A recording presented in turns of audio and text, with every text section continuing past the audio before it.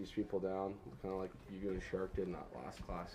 Yeah, no, it's basic. I mean, I don't know how many of them are actually beginners and how many are advanced and how many have actually worked on set. So I'm gonna, go through it all, like talk to them, ask them. Repeats too as well, hey, and they're aware of that the content is going to be the same again. And I mean, but those people probably need the work anyway, the repeats. So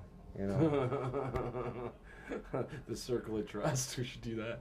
Yeah. Fall back on our face. No. Sometimes you can't trust anybody. No. Well, that'll be the point of it, is just let them fall on their face. One technique of acting is definitely what you would call method acting, and that's where you immerse yourself into character and you become that character, you become that person. And for the most part, when you do it, it's when you channel emotions inside of you and feelings inside of you, and you go to places that you don't want to go to. So if anything, that's probably one of the big things that I was able to actually get from acting. So I mean, life is short. I've met a lot of actors that have come and go, from Brandon Lee to people like Heath Ledger, and I really see the constraints and the emotional and physical conditions in which these people go through. And that is part of the craft of acting. And a lot of people have come and go, but people who have been passionate about it have realized how to get in touch with those emotions and how to deliver them and put them onto the big screen, onto camera, And yes, it takes a lot out of you. It wears a lot out of you. I mean, you always have people that are expecting the best of you, imperfections and everything. And so for Nathaniel, I think great guy, great friend, somebody that I admire, and I want to protect him. I want to be able to help him, I want to be able to help people any way I can, and I know that it helps me as well. And so, bringing together Nathaniel with myself and being able to do these workshops, it does give me a sense of giving back, but it's not, I'm not just sitting around doing absolutely nothing. I'm not waiting on that dream. I'm trying to create that dream, or at least pass it on to others. Boy, wow! You boys, I'm gonna get an F. Wow!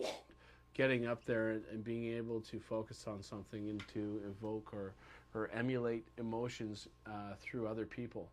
I mean, I did a lot of Shakespeare, which involved, miming, stage combat, performing classical texts. When the sun sets, the earth doth drizzle dew, but for the sunset of my brother's son, promise I won't cry again, it doth rain down right, how now doth thy counterfeiters balk, a sea a windful, still thy eyes do ebb and flow in tears.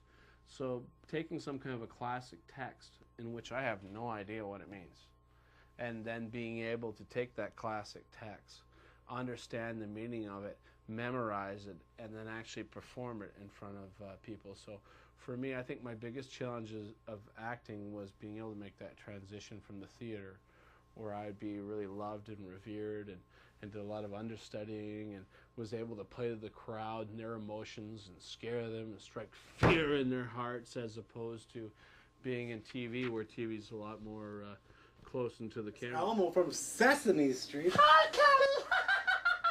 You're my friend! Hi, Elmo. What kind of... Kelly's gonna get an F on this assignment. Can you say the letter F? Because certainly everybody in this documentary has. Elmo, do you have any words of wisdom for any up-and-coming socks?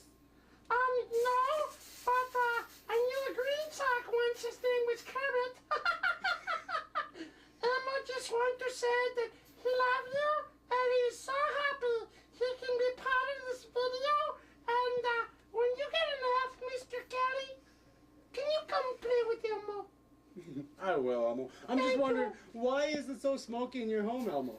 Because I had the Mr. Marley and the Mr. Morrison, and they are bad guys. Thank you, Elmo, for joining me.